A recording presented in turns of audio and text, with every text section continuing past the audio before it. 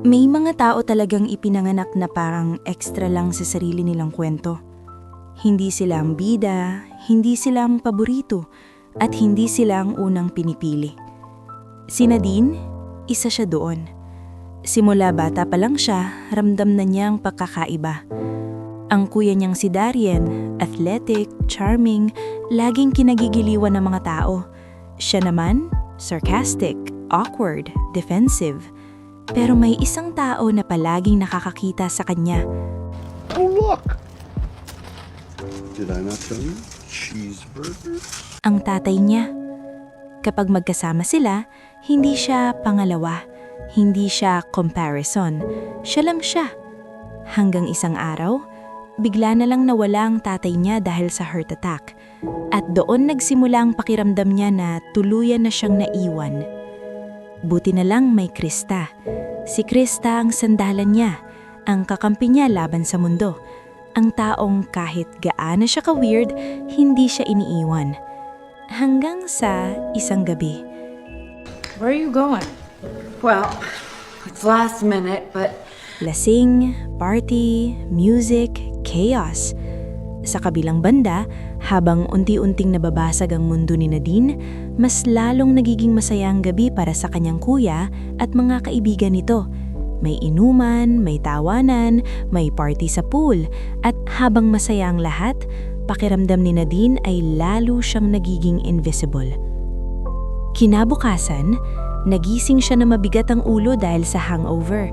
Tahimik ang bahay, pero may narinig siyang mahinang tawanan mula sa kwarto ng kanyang kuya.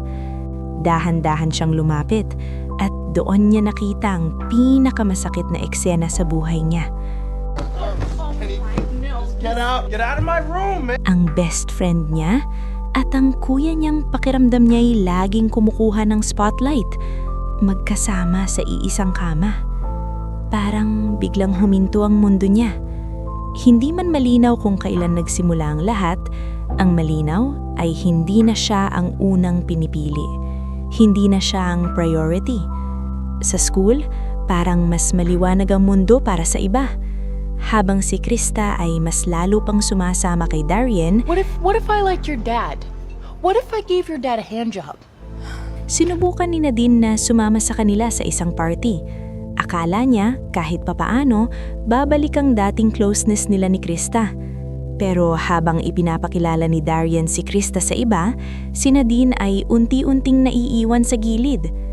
Pinilit niyang magmukhang okay, pinilit niyang maging mature, pero sa loob, nagsisimula na siyang magtanim ng inggit. Hindi lang kay Krista, kundi pati sa sariling kuya.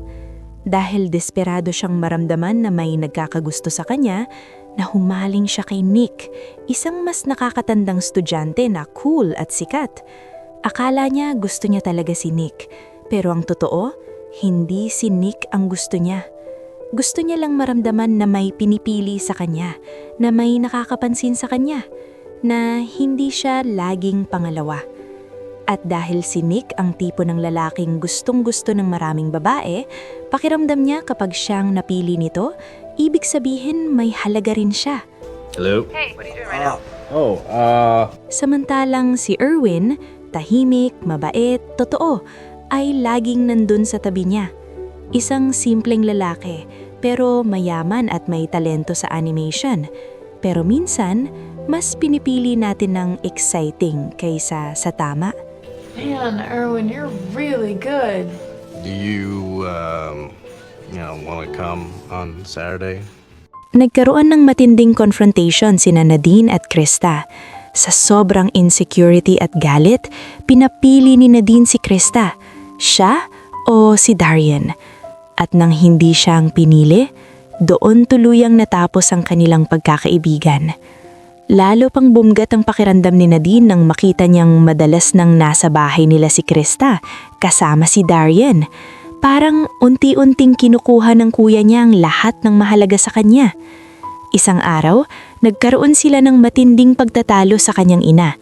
Sa halo ng galit, lungkot at insecurity, kinuha niya ang sasakyan ng kanyang ina at umalis.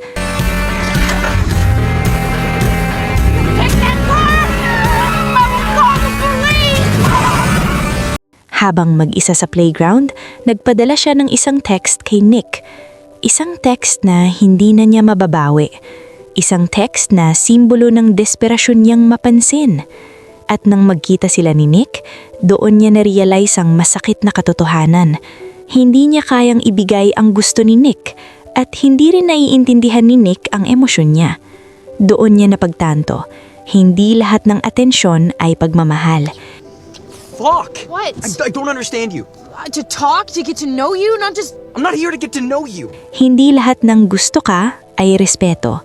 Sa sobrang hiya at sakit, pumunta siya sa teacher niya si Mr. Brunner.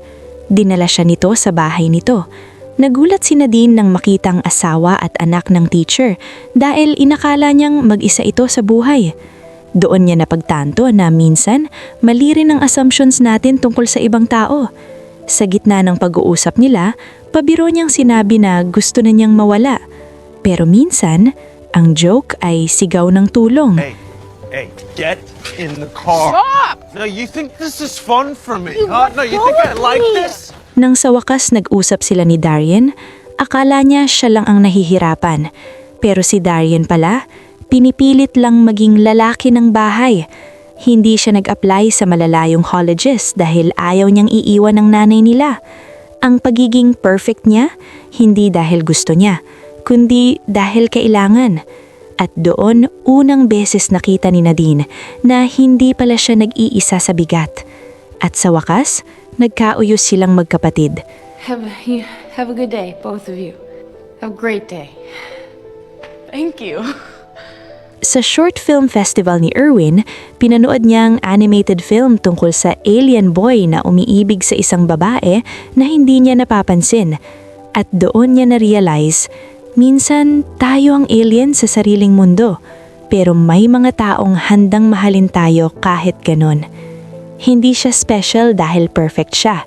Special siya dahil siya si Nadine. Minsan, hindi mo kailangang maging unang pinili. Kailangan mo lang mahanap yung taong pipili sa'yo kahit hindi ka perpekto. Naranasan mo na bang maging pangalawa sa buhay ng iba? Comment down below.